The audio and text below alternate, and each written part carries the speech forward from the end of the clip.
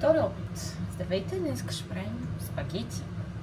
В принцип нямах намерение да дам тази рецепта, но май се пак ще се наложи, така че сега съм сложила спагетите за 10 минути да станат алденте и след това продължаваме с соса.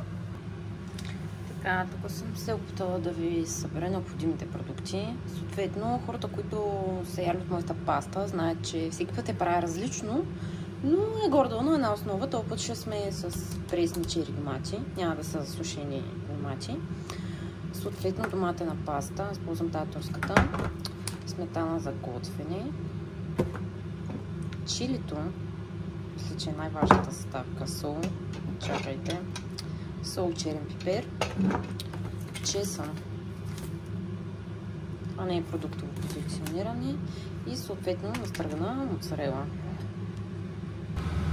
Първо си разтопяваме масло с малко зехтин и след това добавяме една ложица доматена паста.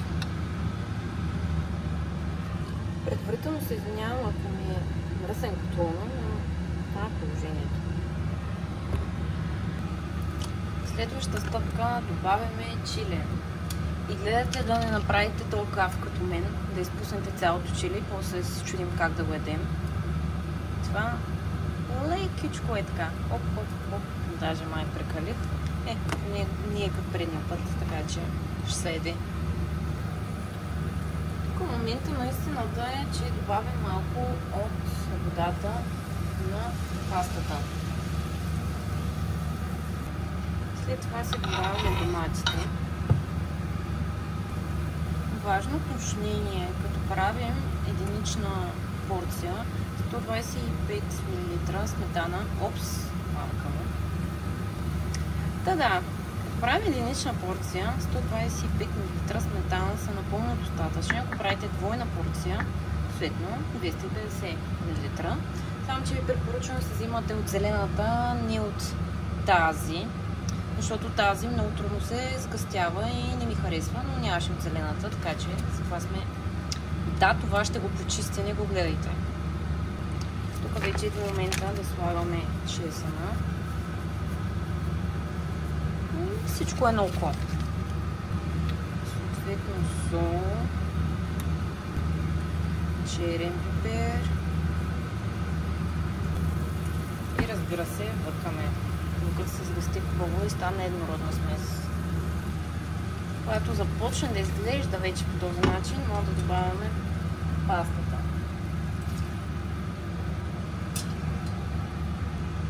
И най-накрая добавям настърганата моцарела. Дажно. Реално това е крайният резултат, но аз, тъй като съм много мила, ще ви покажа как плейтвам. Джаджата, която ни трябва, е една такава дълга пинцета. Така, надявам се тук да се вижда.